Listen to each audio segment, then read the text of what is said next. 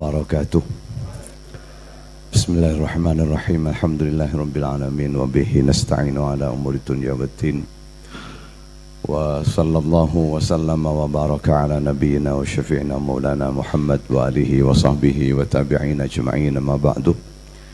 Yang saya muliakan para masyayikh, para kiai, Bapak Bupati, Ibu Wakil Bupati, beserta seluruh jajaran pemerintah Kabupaten Blora, Bapak Sekda dan yang lain-lain juga yang hadir saat ini.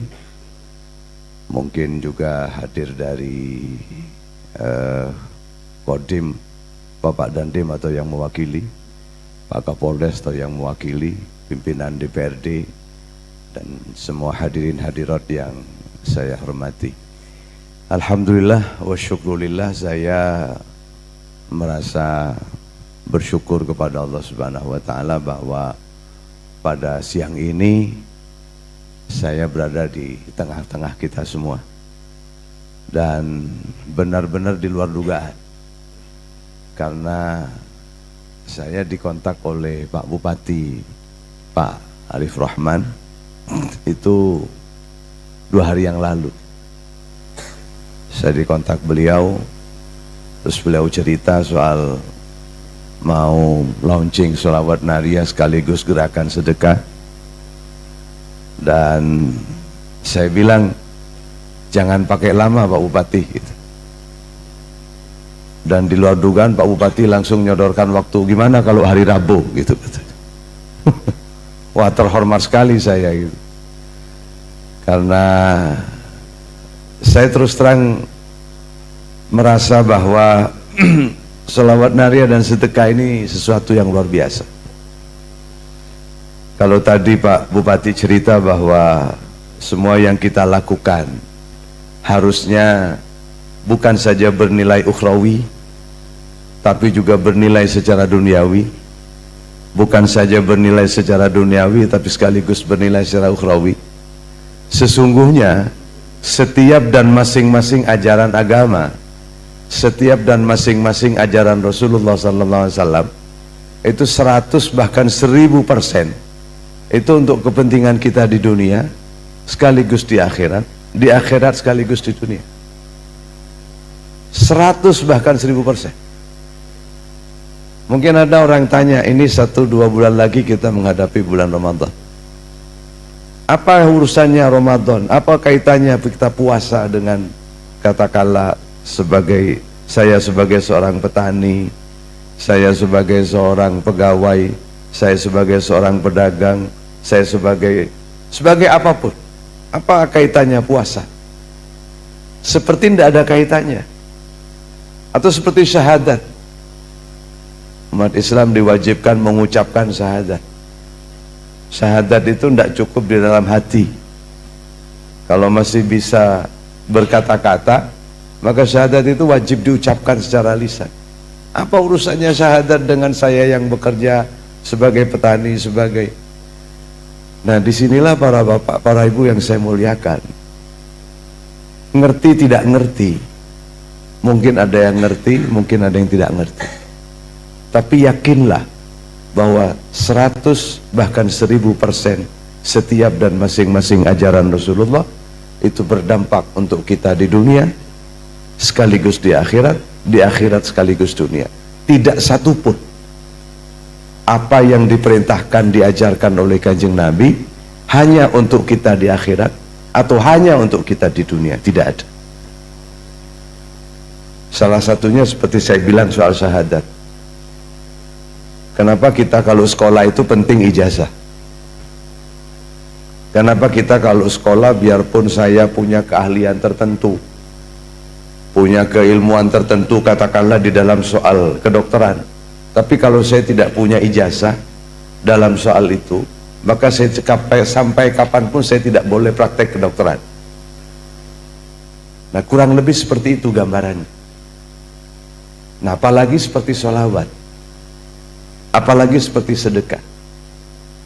Sedekah ini termasuk salah satu kebaikan yang dampaknya bukan kepada diri sendiri, tapi berdampak kepada orang lain. Seperti juga sholawat.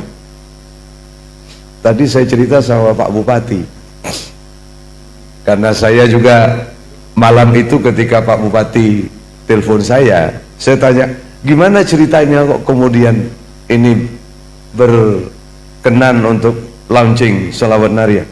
Ternyata beliau mendapat cerita banyak tentang sholawat Naria itu dari Bupati saya, almarhum Bupati Dadang Wigiarto, Bupati Situbondo.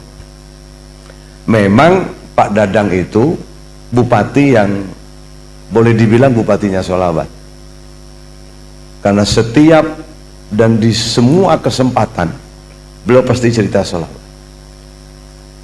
Kenapa begitu? Kalau ayatnya, kalau hadisnya, saya rasa tidak perlu dibahas, kita semua sudah tahu. Tadi dikutip di awal oleh Pak Bupati, innallaha wa malaikatahu yusholluna 'alan nabi ya ayyuhalladzina amanu shollu 'alaihi wa sallimu taslima. Sesungguhnya Allah dan para malaikat bersolawat kepada Kanjeng Nabi, maka wahai para orang-orang yang beriman, hendaklah kalian bersolawat, hendaklah kalian menghaturkan salam kepada Kanjeng Nabi. Dan itu sebabnya para ulama mengatakan sholat kita bisa diterima, bisa ditolak, puasa kita bisa diterima, bisa ditolak, sedekah kita bisa diterima, bisa ditolak, semua kebaikan yang kita lakukan bisa diterima, bisa ditolak, kecuali sholawat. Kalau sholawat pasti Allah tidak akan berkenan untuk menolak, Allah pasti berkenan untuk menerima, karena Allah sendiri dan para malaikatnya bersholawat. Kalau saya dan kita semua sholawat, itu pasti diterima oleh Allah. Nah, tapi di samping itu, selain soal faedah-faedah, kemudian soal fadilah-fadilah, orang katanya Kanjeng Nabi kalau punya kepentingan tertentu kepada Allah, maka berbanyaklah bersolawat. Bukan itu oke, itu oke, itu oke, dan insya Allah jadi solawat itu by default, secara aslinya memang seperti itu sudah. Akan berdampak, akan memberikan kepada kita manfaat fadilah yang macam-macam. Tetapi yang luar biasa dari sholawat ini, yang luar biasa dari sholawat ini, ketika benar-benar digerakkan, khususnya sholawat Naria, ini yang terus terang saya kalau ditanya sulit memberikan penjelasan. Saya cerita tadi sama Pak Bupati, hampir di semua tempat yang sregep, yang semangat menjalankan sholawat Naria, ada rutinan setiap minggunya, dan rutinannya diikuti oleh mungkin tidak banyak orang, mungkin belasan orang, mungkin di atas 20-30 orang, bahkan mungkin ratusan orang, tapi benar-benar dan bersungguh-sungguh bersolawat. Itu ceritanya semua angka kejahatannya pasti turun. Saya bukan cuma di Situbondo, saya di Bondowoso, di Lumajang, di Madura, bahkan di Jakarta, bahkan di mana-mana.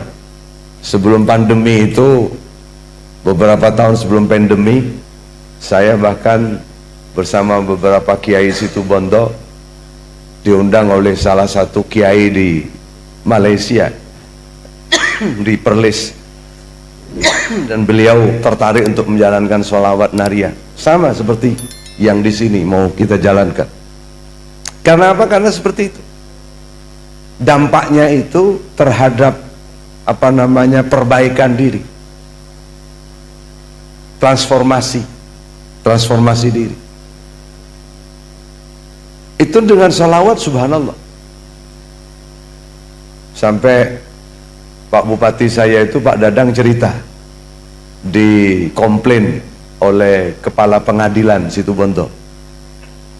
Saya dapat cerita dari kepala pengadilan atau ketua pengadilan Situbondo, Gey, katanya Pak Dadang cerita sama kita. Kenapa? Cerita karena dimarahi oleh atasannya. Jadi pengadilan Situbondo itu dimarahi oleh pengadilan tinggi Jawa Timur. Kenapa dimarahi? Karena serapan anggarannya kecil. Karena serapan anggarannya kecil. Terus beliau bilang, bagaimana wong saya ini menerima limpahan perkara? Saya ini menerima limpahan perkara dari kepolisian, dari kejaksaan. Bukan saya yang bikin-bikin perkara. Kata pengadilan. Akhirnya Pak Dadang cerita, biar Bu, wong kepalanya atau ketuanya itu perempuan, biar Bu nanti kalau saya ketemu provinsi, biar saya cerita, saya nanti akan bela Ibu gitu. Jadi makin hari makin turun. Itu tidak cuma di Situbondo, sekali lagi, di desa manapun yang jalan sholawatnya, yang benar-benar bersolawat, itu benar-benar luar biasa. Kepala desa cerita sama saya, banyak kepala desa yang cerita, saya itu setiap minggu Kiai pasti ngurusi persoalan-persoalan apa namanya kejahatan itu, ya mulai maling, mulai apa macam-macam kejahatan. Setiap minggu pasti ada. Tapi begitu sholawat ini jalan, alhamdulillah sekarang saya 1 bulan sekali belum tentu saya ngurusi kejahatan.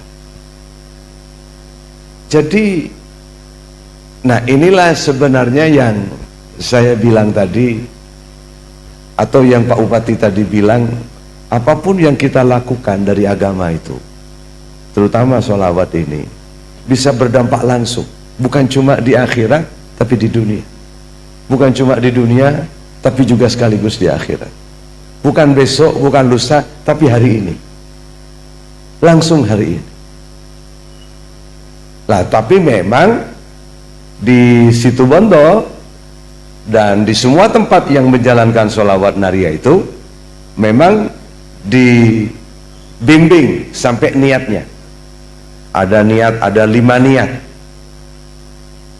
Jadi tidak sekedar bersolawat begitu saja, niatnya itu memang dibimbing. Dan itu disampaikan setiap mau memulai sholawat. Pertama, membangun agama di dalam diri. Kita itu niatnya membangun diri sendiri. Itu yang paling utama. Fokus kita pada diri sendiri. Fokus kita pada diri kita sendiri, keluarga kita sendiri, anak kita sendiri. Kita tidak terlalu apa namanya, bukan tidak mau memikirkan orang, bukan tidak mau berpikir untuk orang lain, bukan, tapi ini prioritas utama diri sendiri. Kalau agama di dalam diri kita sudah terbangun, keimanan kita sudah kuat, keyakinan kita sudah kuat, cinta kita kepada Allah, kepada Rasulullah sudah kuat, maka segala sesuatu kita lakukan hanya karena Allah. Hanya karena Allah. Yang lain kemudian menjadi tidak menarik. Selain Allah tidak menarik. Apalagi, mohon maaf, kalau seperti para bapak bekerja di pemerintahan, itu dampaknya kepada masyarakat luar biasa besar. Itu kalau tidak niatnya karena Allah, rugi Pak, rugi. Kalau tidak niatnya karena Allah, rugi. Bagi orang Islam rugi. Kenapa? Karena yang bisa memberikan gaji setimpal, yang bisa memberikan bayaran setimpal bahkan lebih baik, tidak ada lain kecuali Allah Subhanahu wa Ta'ala. Tidak ada. Saya beberapa minggu yang lalu ke Makassar. Saya ketemu dengan Bupati Maros, dan insya Allah akhir apa namanya Sya'ban ini, sebelum Ramadan, beliau juga tertarik untuk bikin apa namanya acara rutinan sholawat juga di Maros. Saya cerita sama beliau, kalau seorang bupati, kepala dinas, atau entah mungkin bagian terkecil lah dari kabupaten, dari pemerintah kabupaten, mungkin staf biasa, mungkin tidak punya jabatan apa-apa, tapi bagian terkecil lah dari pemerintah kabupaten. Tapi sekalipun dia punya bagian terkecil di situ, tapi dia punya katakanlah saham, punya sesuatu yang diberikan untuk masyarakat, untuk umat, punya kerja mungkin dianggap tidak bernilai, mungkin terlalu kecil, tapi itu bermanfaat untuk orang banyak. Siapa yang tahu? Apalagi terus bikin keputusan, manfaatnya bisa dirasakan oleh sekian generasi ke depan. Wah, itu kalau cuma digaji 10-100 juta rugi, digaji 100-500 juta rugi. Karena bikin keputusan, terus keputusannya bermanfaat untuk sekian ratus ribu. Saya tadi bincang-bincang dengan Pak Bupati, saya tanya berapa rakyat di Blora? 700 ribuan, betul Pak Bupati? 900 ribu. Bikin keputusan 900 ribu yang menerima manfaat, terus hanya dibayar 1 bulan misalnya 100 juta, tapi tidak mungkin 100 juta Pak Bupati, tidak mungkin. Jadi kecil. Yang bisa memberikan bayaran setimpal bahkan lebih baik hanya Allah Subhanahu wa ta'ala.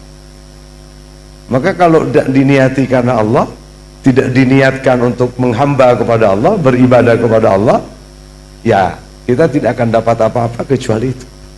Maka dari itu disinilah kemudian bagaimana niat itu menjadi penting. Niat supaya bersolawat ini demi untuk meningkatkan iman kita, keyakinan kita, cinta kita kepada Allah, kepada Rasulullah. Lalu niat berikutnya di dalam sholawat nariyah yang dibimbing oleh para kiai kita tadi. Terima kasih Pak Bupati sudah memimpin Fatihah untuk almarhum Kiai Ahmad Sufyan. Kiai Ahmad Sufyan itu memang orang yang sangat bersemangat. Beliau itu menggerakkan sholawat di tengah masyarakat secara kultural itu mulai tahun 80-an,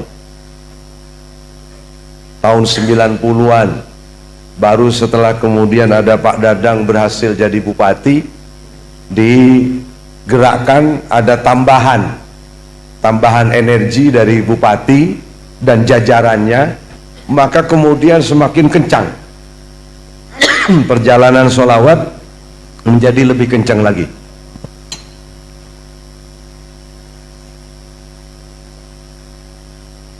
Nah, niat yang kedua itu katanya beliau supaya kita ini gampang, mudah menerima dan menjalankan ajaran agama.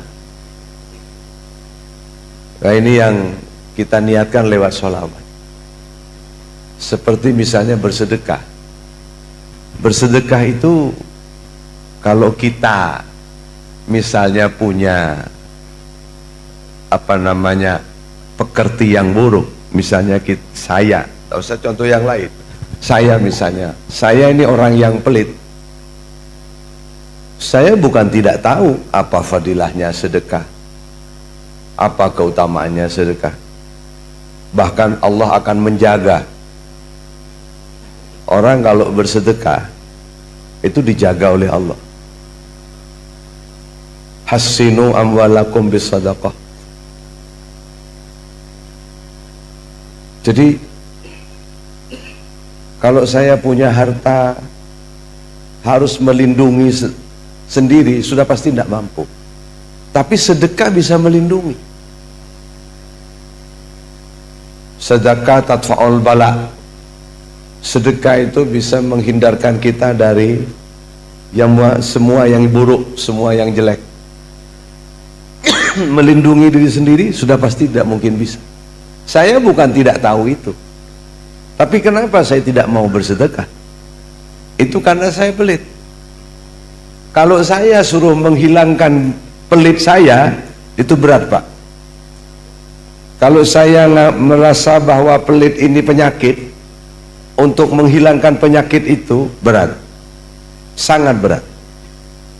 Kenapa? Karena kadang-kadang saya tidak merasa.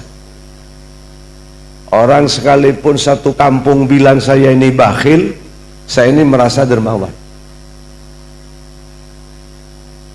Saya merasa dermawan, walaupun sekampung ngomong saya ini bakhil.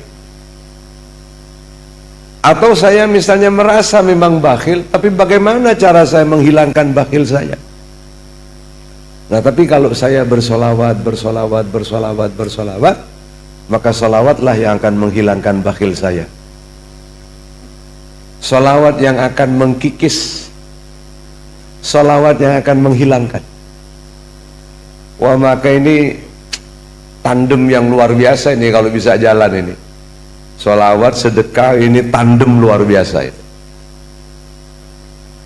Saya secara pribadi bersama para kiai di situ Bondo dan jamaah-jamaah solawat ini memang kebetulan sedang menggagas untuk menghimpun sedekah itu dan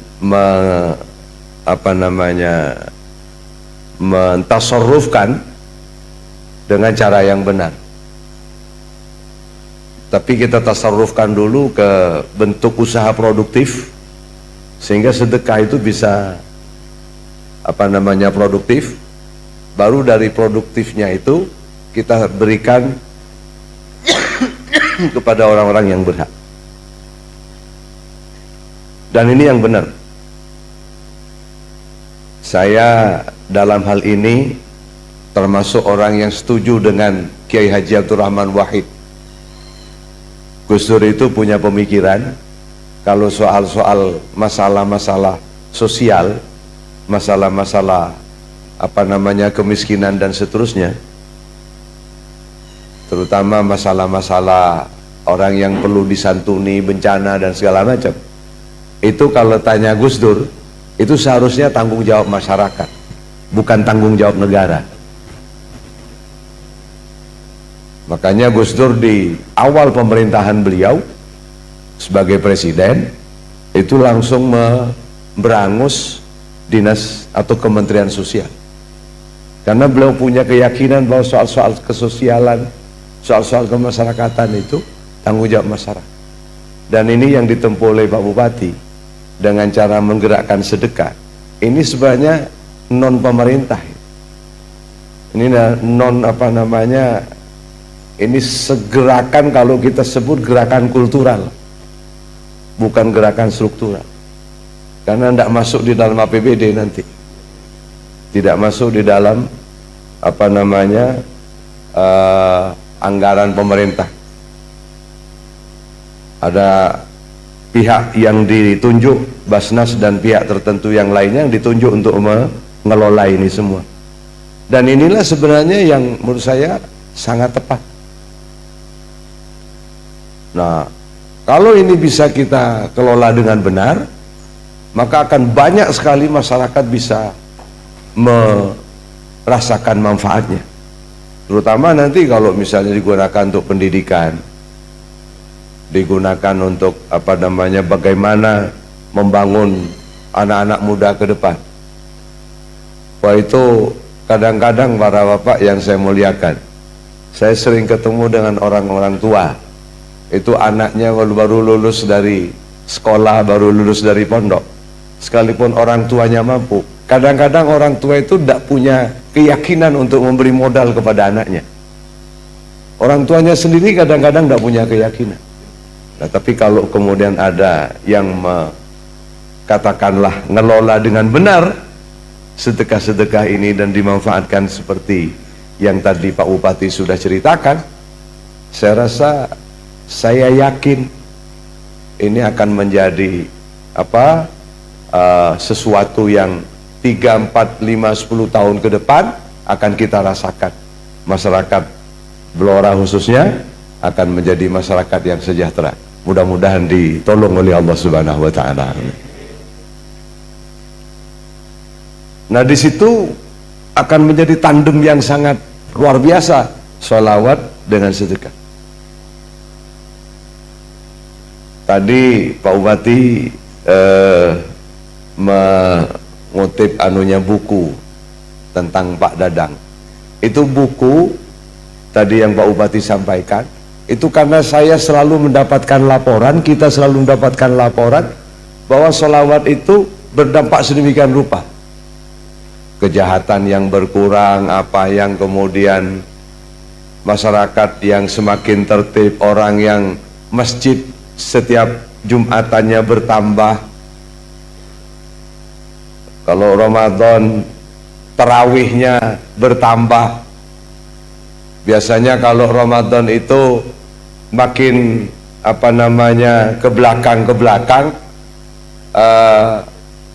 makin maju, safnya makin maju, makin tidak ada orang yang ikut tarawih. Tapi dengan adanya sholawat itu, kemudian saf itu masih bisa bertahan, bahkan sampai akhir Ramadan, Akhirnya saya juga penasaran, saya minta tolong, dan kemudian dilakukanlah survei. Pak Bupati Dadang itu sewa lembaga survei, dan surveinya itu bukan sekali dua kali, 3 kali survei kuantitatif, 1 kali survei kualitatif, dan hasil surveinya itu tergambar di dalam buku ini. Saya bawa beberapa eksemplar, nanti saya berikan pada Pak Bupati, biar Pak Bupati berikan kepada siapa terserah. Bisa jadi gambaran bagaimana sholawat nariyah itu mentransformasikan masyarakat. Maka di dalam beberapa kesempatan saya bertemu dengan banyak akademisi, saya bertemu dengan banyak profesor, doktor. Itu beliau-beliau bilang sama saya, wah, sholawat nariyah ini Kiai sebenarnya the true mental revolution. Bahkan bukan cuma revolusi mental, revolusi mental spiritual. Jadi kalau kita bicara revolusi mental spiritual, maka sebenarnya itulah sholawat. Dan di sini akan tergambar. Di sini akan tergambar bagaimana perubahan masyarakat, walaupun ini cuma di Situbondo, tapi sebenarnya bukan cuma di Situbondo, di hampir semua tempat. Hampir semua tempat. Sayangnya memang cuma ini surveinya cuma di Situbondo. Mudah-mudahan 2-3 tahun yang akan datang di Blora sudah sedemikian rupa gerakan sholawatnya, bisa dilakukan survei juga, bisa jadi tambahan data nanti, dan ini mudah-mudahan diridhoi oleh Allah Subhanahu wa Ta'ala, diberi pertolongan oleh Allah Subhanahu wa Ta'ala. Pak Bupati, Bapak Ibu Wakil Bupati, dan seluruh jajaran pemerintah Kabupaten Blora, mudah-mudahan terus diberikan kekuatan lahir batin oleh Allah Subhanahu wa Ta'ala, sehingga niat yang mulia ini, niat yang tulus ini, dengan sholawat, dengan sedekah dan sholawat, mudah-mudahan ini bisa menjadi sesuatu yang benar-benar dirasakan manfaatnya oleh masyarakat secara umum, bukan cuma hari ini tapi sampai ke anak cucu kita ila yaumil qiyamah. Mudah-mudahan diterima oleh Allah Subhanahu wa Ta'ala. Para hadirin hadirat yang saya muliakan, di sisi lain juga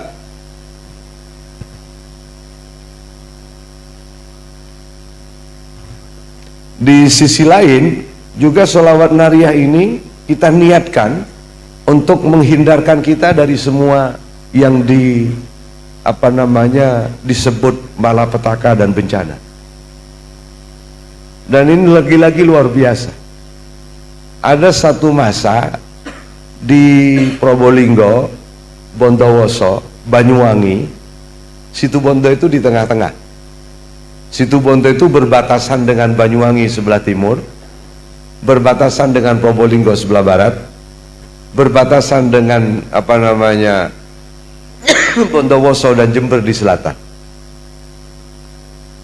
Ada satu saat ini kabupaten-kabupaten ini Di mana-mana banyak ulat.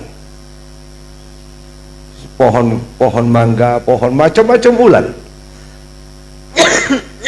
Tapi yang aneh, Situbondo itu sama sekali tidak ada. Sama sekali tidak ada.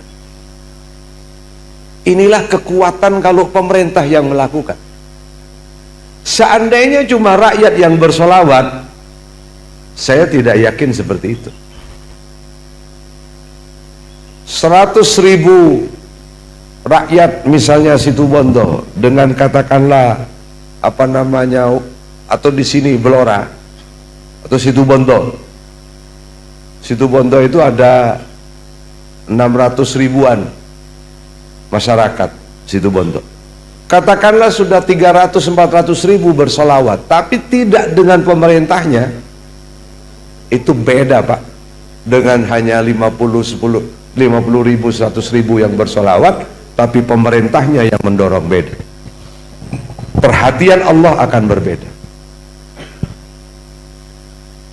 Dan memang inilah sebenarnya yang ada di dalam kandungan sholawat nariyah. Yang saya ceritakan itu tadi, semua itu ada dalam kandungan sholawat nariyah. Allahumma sholli sholatan kamilatan. Ya Allah, mohon engkau berikan sholawat yang sempurna. Wasallim salaman taman, dan berikan kesejahteraan yang juga sempurna.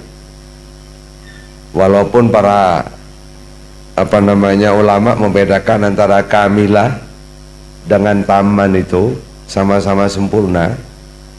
Itu mungkin bisa dilihat kenapa ketika Allah berfirman al-yawma akmaltu lakum dinakum wa atmamtu alaikum nikmati wa raditu lakumul islam madinah.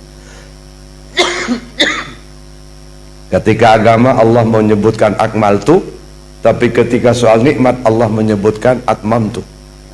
Nah, itu ada bedanya memang. Tapi saya rasa tidak perlu terlalu detail. Ya Allah, mudah-mudahan engkau memberikan sholawat yang sempurna, salam yang sempurna kepada Kanjeng Nabi Muhammad, alladzi tanhallu bihil uqad, yang dengan Kanjeng Nabi Muhammad segala yang kusut. Al-uqad itu artinya kusut. Kalau ada benang itu tidak jelas ujung dan pangkalnya, itu kusut. Nah, itu yang disebut uqad. Nah, dengan Kanjeng Nabi semua yang kusut menjadi terurai. Dulu zaman sebelum Kanjeng Nabi lahir sampai hari ini, akidah yang kusut, ekonomi yang kusut, akhlak yang kusut, moralitas yang kusut, tapi menjadi terurai berkat Kanjeng Nabi Muhammad sallallahu alaihi wasallam. Semua yang kusut, wa tanfariju bihil kurab, dan menjadi jembar berkatnya Kanjeng Nabi, menjadi jembar semua yang menyedihkan, semua yang mungkin menimbulkan kesusahan. Orang susah itu bagian dari hidup. Tidak mungkin orang itu hidup kemudian terbebas dari susah, tidak mungkin. Sebaik-baiknya orang itu Kanjeng Nabi Muhammad, itu tetap Allah berikan kepahitan-kepahitan. Orang itu dalam namanya hidup pasti ada manis, pasti ada pahit. Tetapi jembar itu lain lagi. Orang walaupun diberi oleh Allah kepahitan, hatinya jembar. Diberi oleh Allah manis, hatinya jembar. Nah, itu yang dimaksud wa tanfariju bihil kurab. Hati jembar walaupun dalam keadaan kita diberi pahit, dalam keadaan kita diberi manis. Jadi kita tidak perlu stres, tetap jembar. Wa tanfariju bihil kurab wa tuqda bihil hawaij. Dan berkat Kanjeng Nabi semua hajat ditunaikan. Nah, ini luar biasa. Hajat ditunaikan itu ada dua. Pertama, yang kita hajati Allah berikan kepada kita. Lalu yang kedua, pemberian Allah itu tidak membuat kita celaka. Kalau ada orang punya hajat terhadap mobil, Allah berikan mobil dan mobilnya tidak membuat dia celaka, itu baru terpenuhi hajat. Allah berikan mobil tapi mobilnya membuat celaka, itu bukan terpenuhi hajat. Bukan terpenuhi hajat. Terpenuhi hajat kalau mobilnya diberi oleh Allah dan mobil itu tidak membuatnya celaka di dunia maupun di akhirat maupun di dunia.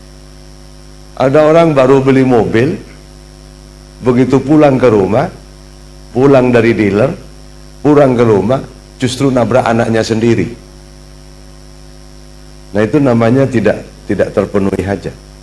Wa tuqda bil hawaj wa tunalu bihir raghaib. Dan semua yang diinginkan dipenuhi oleh Allah. Semua yang diinginkan, apa yang menjadi keinginan dipenuhi oleh Allah. Tetap dengan seperti itu tadi, dipenuhi tapi tidak membawanya celaka, diberikan tapi tidak membawanya celaka. Ada hajat, ada keinginan. Hajat sesuatu yang tidak boleh tidak. Keinginan itu bisa saja diabaikan. Tapi sekalipun tidak seperti yang kualitasnya tidak seperti hajat, asal diinginkan saja Allah penuhi dengan Kanjeng Nabi. Wa tunalu bihir raghaib wa husnul khawatim. Ini bukan cuma husnul khatimah. Husnul khawatim itu beda dengan husnul khatimah. Husnul khawatim itu berkesudahan, segalanya berkesudahan dengan baik. Khatimatun itu satu. Kalau orang belajar bahasa Arab di pondok, kalau khatimah itu satu. Tapi kalau khawatim, kesemuanya. Semua urusan kita berkesudahan dengan husn, dengan kebaikan-kebaikan. Bukan cuma ketika mati kita ini husnul khatimah, tapi yang jadi pejabat, yang jadi petani, yang jadi pedagang. Kalau saya punya urusan dalam satu minggu ini sebanyak 10 macam, dan saya mendapatkan husnul khawatim, 10 urusan saya semuanya berkesudahan dengan kebaikan-kebaikan. Karena apa? Karena khawatim itu tidak satu.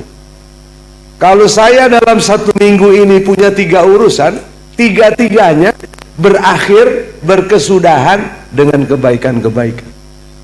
Itu disebut husnul khawatim. Kalau husnul khatimah, satu urusan berkesudahan dengan kebaikan-kebaikan. Tapi kalau khawatim, semua urusan. Wa yustasqal ghamamu biwajhihil karim. Wa yustasqal ghamamu, dan mendung bisa diharap mencair. Mendung bisa diharap mencair biwajhihil karim. Mencair menjadi hujan sebab kemuliaan Kanjeng Nabi Muhammad sallallahu alaihi wasallam. Mendung, Pak, ketika hilang itu sudah satu hal. Tapi mendung mencair menjadi hujan itu ada 2 hal. Kalau ada mendung hilang berubah menjadi terang, itu sudah satu nikmat. Tapi mendung menjadi hujan, itu nikmat yang bertambah lagi. Artinya dengan Kanjeng Nabi, kesusahan, kesedihan, kepahitan bisa dibalik menjadi sesuatu yang penuh dengan kenikmatan. Zaman Kanjeng Nabi itu, makanya walaupun para sahabat harus menderita, harus luka, harus berkorban segala macam, beliau itu dengan senang hati. Karena apa? Karena dalam seketika dibalik oleh Allah menjadi kebaikan-kebaikan. Makanya wa yustasqal ghamamu biwajhihil karim. Mendung dicairkan menjadi hujan berkatnya Kanjeng Nabi Muhammad sallallahu alaihi wasallam. wa ala alihi wa sahbihi. Salawat yang sempurna, salam yang sempurna itu selain untuk Nabi Muhammad, wa alihi wa sahbihi juga untuk keluarga dan sahabat-sahabatnya. Dan menurut para ulama, keluarga Kanjeng Nabi itu siapapun yang orang Islam, termasuk kita ini. Sebagian ulama mengatakan semua umat Islam adalah keluarganya Kanjeng Nabi, maka kita juga akan dapat dari salawat-salawat itu. Amin, Allahumma amin. Wasabi fi kulli lamhatin, di dalam setiap kedipan mata, wa nafasin, dan di dalam setiap tarikan nafas, keluar masuknya nafas. Salawat itu jangan pernah berhenti, salam itu jangan pernah berhenti. Curahkan kepada Kanjeng Nabi, curahkan kepada sahabat dan keluarganya di dalam setiap tarikan mata, di dalam setiap tarikan nafas. Tidak akan pernah berhenti. Kenapa Rasulullah kita mintakan sholawat seperti itu? Itu karena memang Rasulullah akan menjadi harapan kita di dunia, harapan kita di akhir. Di dunia sekaligus di akhir. Kita besok akan ngampung kepada Kanjeng Nabi. Hari ini pun kita ngampung kepada Kanjeng Nabi. Makanya fi kulli lamhatin wa nafasin, dengan di dalam setiap kedipan mata, wa nafasin, dan setiap tarikan nafas yang bernyawa, bi'adadi kulli ma'lumillah, sebanyak yang diketahui oleh Allah Subhanahu wa ta'ala. Sebanyak yang diketahui. Apa yang diketahui Allah, wallahu alam, kita semua tidak pernah tahu. Berarti terus menerus sholawat itu supaya dicurahkan kepada Kanjeng Nabi dan keluarga dan sahabatnya, yang dengan sholawat itu, dengan Kanjeng Nabi itu, semua kekusutan menjadi terurai, semua kesusahan menjadi terjembarkan, hajat dan keinginan menjadi terpenuhi, urusan-urusan semua berakhir dengan kebaikan-kebaikan, berkesudahan dengan kebaikan-kebaikan, dan seterusnya dan seterusnya. Inilah sebenarnya isi dari salawat naria itu. Dan ini sejauh yang katanya tadi Ki Sufyan itu sejauh yang beliau ketahui, inilah salawat yang tawassulnya langsung kepada Kanjeng Nabi. Biasanya salawat itu tawassulnya biha, salatan tufarriju biha, salatan tuqda biha kepada salawat, tapi ini kepada Kanjeng Nabi. Sejauh yang beliau ketahui, ini yang satu-satunya salawat yang langsung kepada Kanjeng Nabi tawassulnya.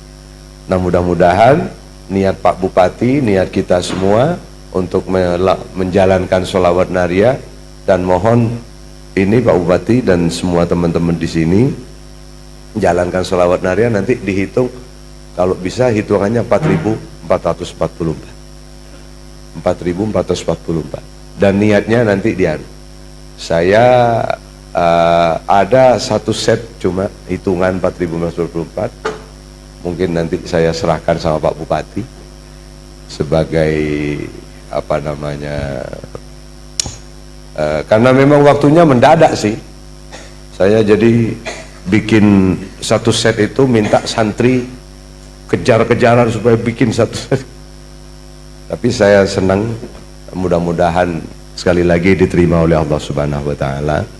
Dan mari kita baca bersama-sama. Ini sholawat itu bukan ijazah, sholawat itu istilahnya tashih, dan mari kita baca bersama-sama. Mudah-mudahan ini menjadi permulaan yang baik untuk kita semua dan untuk masyarakat.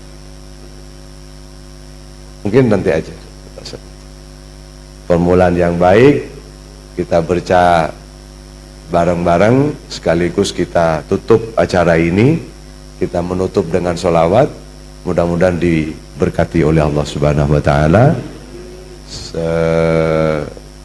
pemerintah Kabupaten Blora dan seluruh masyarakat.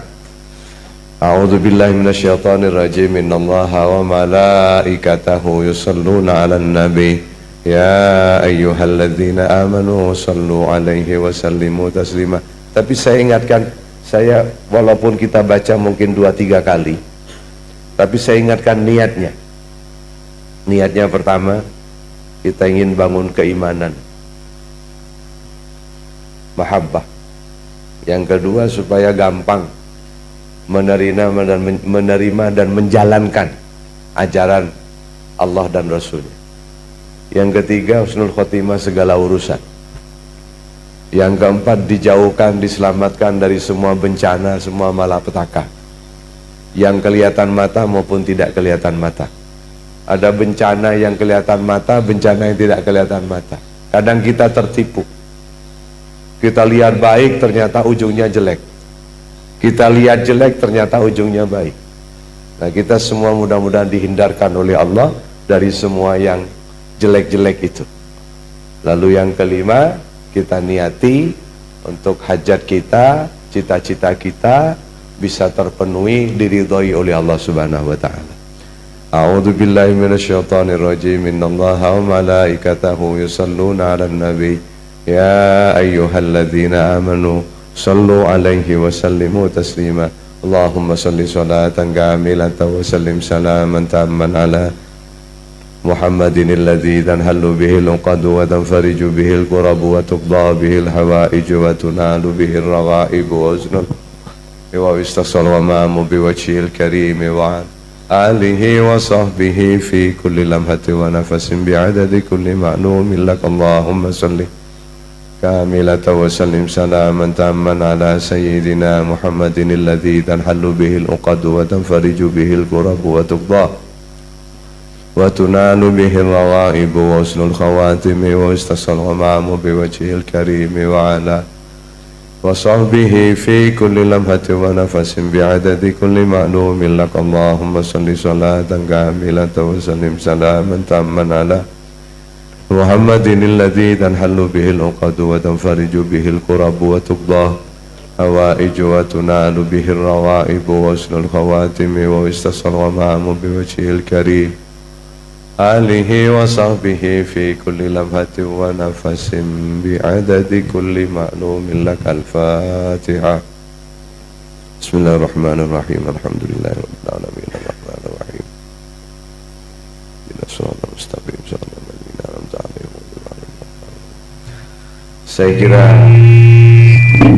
itu yang bisa saya sampaikan. Langsung doa, Bang.